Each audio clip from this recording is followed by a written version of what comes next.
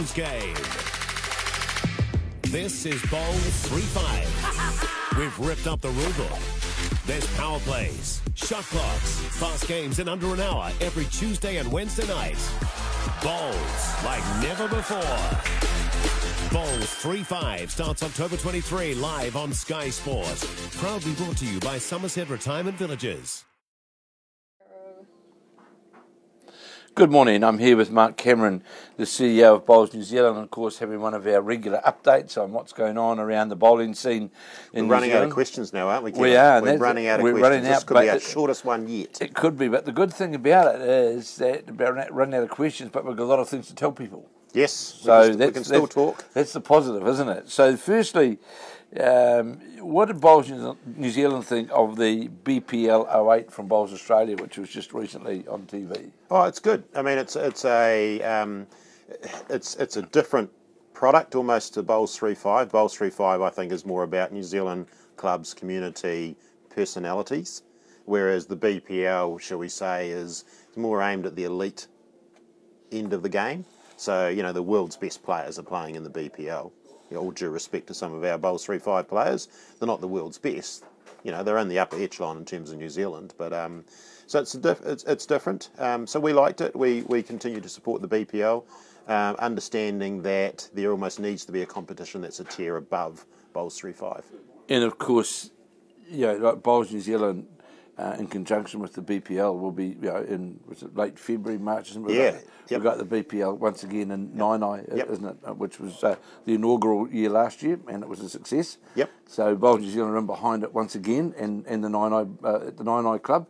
Yep. The good thing there is, so BPL 09, I think it's February 25 to 28, so Monday to Thursday, and then the very next day are the National Fours at Nainai or in the hut as well. In Wellington, so it sort of fits in quite nicely. You're going to have some high quality bowls at Nainai Monday to Thursday night in BPL 09, and then the National Fours the next 3 or 4 days. Well, and of course for all you bowlers out there, from a let's say from a viewing point of view, I'll say the ones out of Wellington, you'll have the opportunity to watch the BPL 09 or the live streaming of the New Zealand games during the day, which we did last year. Yes, thank you, Kevin. Of course, and then at night we go back to Sky, which will be covering it.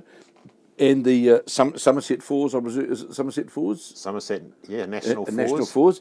And we'll be down there straight after the BPL. We'll be continuing. So we'll be live streaming as well from the National Fours. Yep. So you're virtually going to have a feast of a whole week, virtually, of non-stop bowls in various formats to be able to watch it. And good quality bowls too. Yes, definitely. So the next question was, will Bowls New Zealand consider initiating an international BPL event, or instead leave it to Bowls Australia to initiate? Oh, I think we need to be leading in this space with Bowls Australia. I don't think it's one without the other. Certainly down in this part of the world, I think there's a little bit of innovation, there's a bit of resource, a bit of passion for the game to drive it to an international level. So we are having those discussions because we do understand that we're probably missing a product here around maybe singles play, potentially, and really getting some of the names and getting some of that name recognition within our sport of individuals. We do a really good job, I think, with BPL Bowls 3-5 and other competitions celebrating teams and clubs. But the reality is nowadays, you know, with the television audience, the way reality TV and that works is you need to have personalities. You need to have, you know, the Phil Taylors, who's the darts fella, or the Usain Bolt, who's the 100 metre, you know, the sprinter, or the Serena Williams. You need those names to actually drive your sport internationally. Well, yeah, we're fortunate at present. We've got the world singles champion here in New Zealand, of course, with Shannon McElroy. Yep. And Joe Edwards is the world, champion singles player. But are you saying then it's like the Alex Marshalls, the Ryan Besters, the Aaron Wilsons of this world? Yep. Karen Murphys. Yep. That we get them here to New Zealand for some sort of... Well, I think that's a step up on what we've got now. I think as a sport we need to be in this space where internationally we have profile athletes playing in high profile competitions, and it needs to be communicated beyond just the bowls community. Absolutely. We actually need to, and that's what we've seen with Sky Sports, is that what we're getting with Bowls 3-5 was a lot of people watching who hadn't played bowls before. But they sit on that Sky Sport platform and they watch any sport, and now they're watching bowls. We know from the feedback that we're getting around the place that we know that there are a lot of people who are watching it. And it was interesting last week when I did an interview with the Stoke Thunder and talking to Brendan Hodson as an example. He went at lengths to talk about what Bowls 3-5 and the televised version of it, what it's actually done for their club as well. Yep. It certainly brought a positive vibe back into the club. It's increased activity, and it's doing a lot. It's doing a lot of things that wouldn't have happened if we weren't on TV. Yeah, it is. I mean, it's if we just wanted to run Bowls 3-5 for the bowls community, we would have live streamed.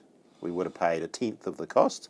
But we wouldn't have got to this wider audience that we're getting to now with Sky Sport. And it's really important to the growth of our sport that we talk to more than just our own bowls community if we want to grow. I think it's also interesting from that point of view as well, Mark, what you spoke about of a possibility of working further in this regard, is that if we go back 12 months ago, we didn't have a televised event per se as in New Zealand. Yep.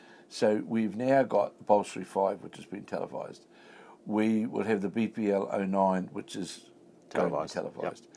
We're looking at another possible televised event in an upper level, so to speak, sometime down the track. Yeah, absolutely. And on top of that, though, we shouldn't lose sight of the fact that we now video televise, stream the Somerset Nationals. We'll be streaming North versus South. Inter-centre competitions, BPLs during the day. New Zealand secondary schools. New Zealand secondary schools, under 23s, and a number of other events, including your Stoke Stakes and other events around the country. So we have a lot of video, a lot of television product. It's just a matter of tiering, of creating those tiers. And there's no doubt that what we're seeing with the live streaming is that people are virtually sharing and friending it onto other people. So there is a wider community, not the same as a television community, but I think for all the bowls followers out there, that we can strongly say now that bowls is a present on the screen, where it wasn't before. 12 months ago it wasn't, but now it's got a definite place on the screen, hasn't it? Yeah, we have to. If we want to stay relevant, we have to be in this space. The easy path to take is just to keep, just look after our own bowls community. We need to grow this game, and if we want to grow this game, we have to get our message out wider. I think it's working. So, Bowls 3-5, there's also is the television coverage of Bowls 3-5 achieving the desired effect of attracting more players and or gaining more interest in the game? Answer is yes, on both counts. So more viewers to start with. Sky Sport's the word. To me, is from Sky Sport, which we're very thankful of, is pleasantly surprised in terms of people switching over and staying watching the bowls. And given this is our first year and we operate on limited budgets, I'm taking pleasantly surprised as a big thumbs up. Very much so, yeah. And in terms of how it's almost bleeding out to the rest of the community, we're seeing, I think there's about 21 centres now who are taking part in an interclub competition for Bowls 3-5. I see there's a centre who's doing a junior interclub Bowls 3-5, which I think is great. And then beyond that, we are seeing a number of clubs now either rebranding their existing business houses Bowls 3-5 or developing a new competition. Now, I thought that would take time. I thought that would be the one that, let's get TV going in year 1 and interclub in year 2 and business houses in year 3, 4 and 5. But it seems like it's going really quickly this summer. Well, it is. It's very pleasant to see on social media. I can relate that I've seen Taranaki, I've seen Waikato, Wellington, whereby they're playing it after work. It's an activity now, which is so to all you clubs out there as well. I suggest if you and centres, if you're running a Bowls 3-5 event, put it up on Facebook. Let's the more that we get the story out there of activity of clubs, the better. And of course, Bowls New Zealand are more than happy to be able to promote that through their various social media outlets, because at the end of the day, that's also what enhances our sport to be able to take it to a bigger audience like TV, because if Sky and them can see that there is positive activity and following of a sport, yes, and a classic example is going to be, for example, like our women's under-17 soccer side who just made the semi-finals. Yep. The plus that's going to have for the sport insofar as the television screen is concerned is considerable, isn't it? Yeah, it is. Absolutely. So, but at the same time, we shouldn't lose sight of the fact that, for the Bowls 3-5, we still want to maintain the traditional formats of the game, disciplines of the game. Absolutely. In the same way as T20 cricket, you'd hate to see the Test match cricket. Yes. Certainly after what happened last week with the Certainly Black would, Caps, yeah. you'd hate to see that Test match cricket falls over as well. They've got to work side by side, but they're actually appealing to different markets. So one of the questions here, there's been some sort of negative comments regarding the standard of play in the televised Bowls 3-5.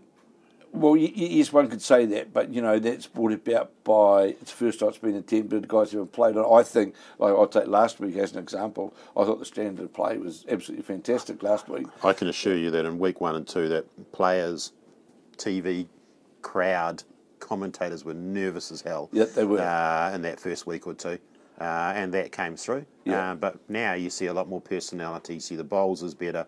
It's good bowls. And I think it's also for some of the people out there who did have some negativity about it. As with all of these events now, there will be a review done at the end of the completion this week of the Bowls 3-5. The finals this Tuesday and Wednesday night, live on Sky, of course, from 7 p.m. Yep. So there will be a review done, and if there needs to be some changes, tinkering, formats, whatever it'll be. We will change things. And the reality is that this isn't going to be everyone's cup of tea.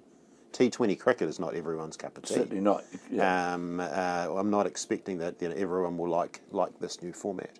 The idea, though, is to do something different, see what appeal, tinker with it, develop it, grow it. The feedback that I've had has been great. So big plus. So someone's asking you about facilities.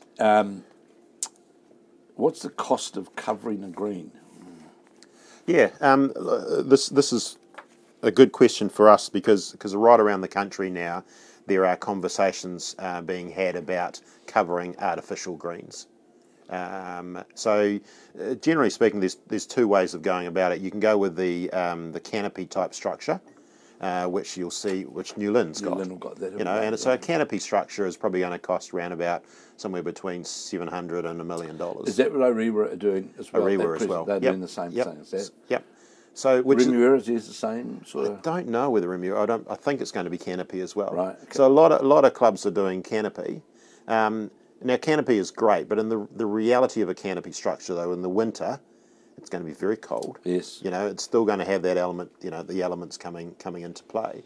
Whereas a 9i type facility, which is $3 or $4 million, is, shall we say, is going to be all year round, permanently covered. If it's air conditioned, etc., then you've got the warmth and the heat during the winter months as well. And if you would move into, let's say, the $3 to $4 million fully complete covered one, which I believe is what Royal Oak, for example, are looking at doing, it does then as well become more of a commercially required operation than perhaps what a canopy might do. Yeah, the canopy's still all right, though. The canopy will still run you 7 or 8 months of the year, depending on which part of the country you're in.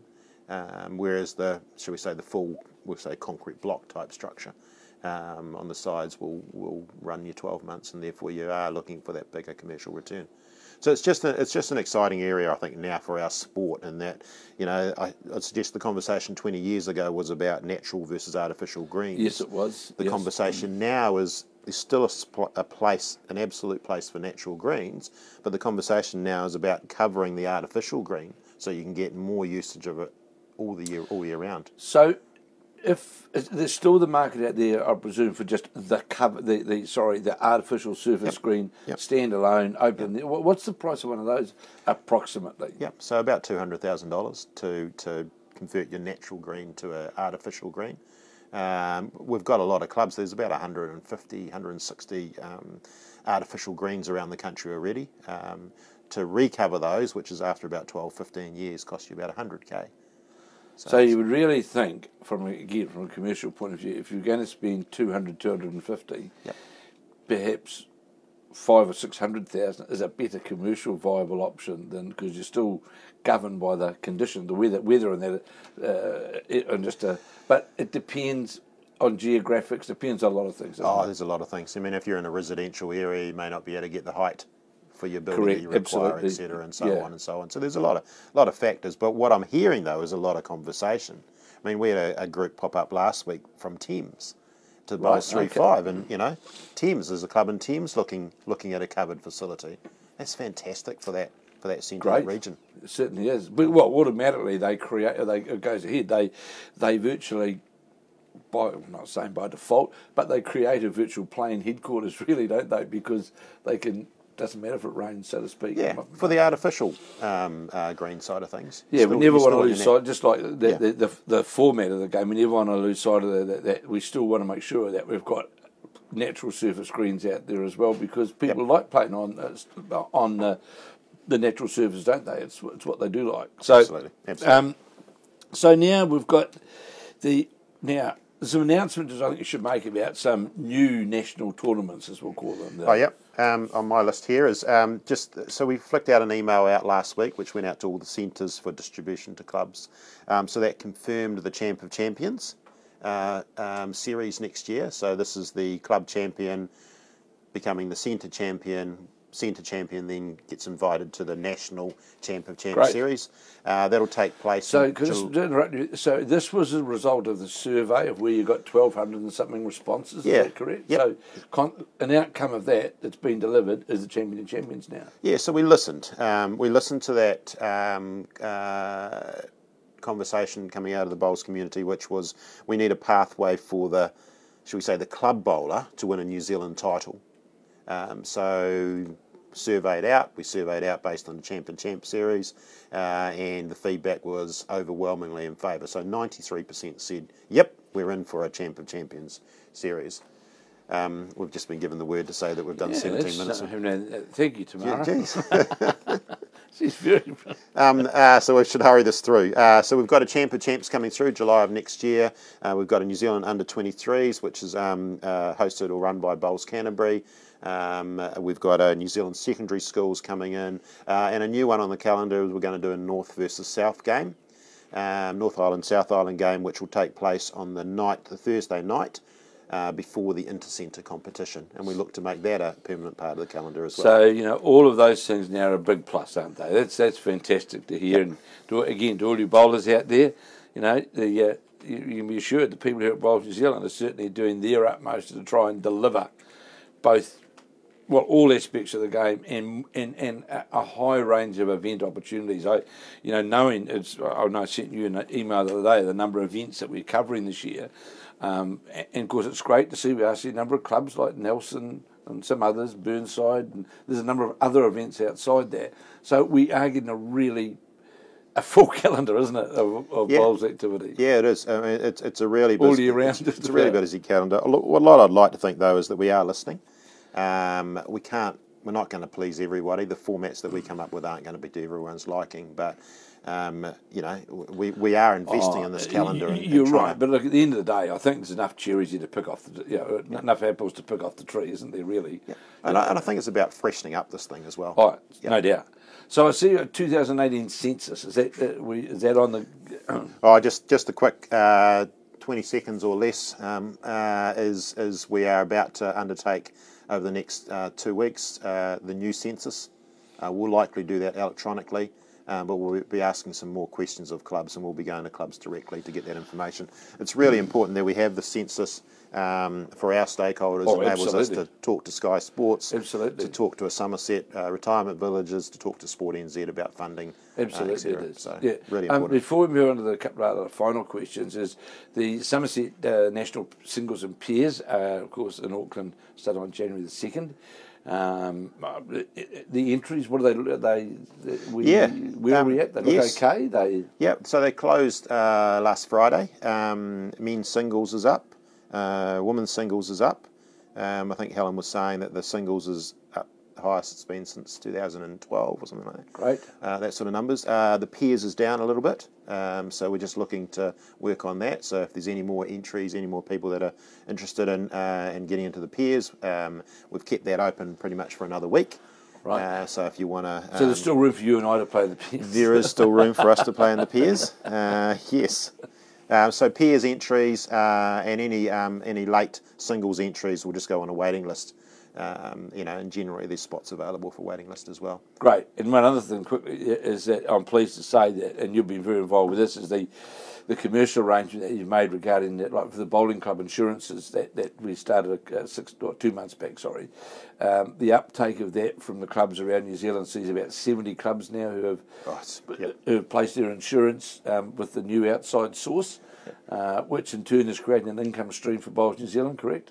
Yeah, I mean the big benefit though is yes, Bowls New Zealand picks up a little bit of commission on it, but I think we're averaging around about 16-18% savings for clubs already on their insurance policies. So that's an average. Some will be up higher than that, some will be less than that.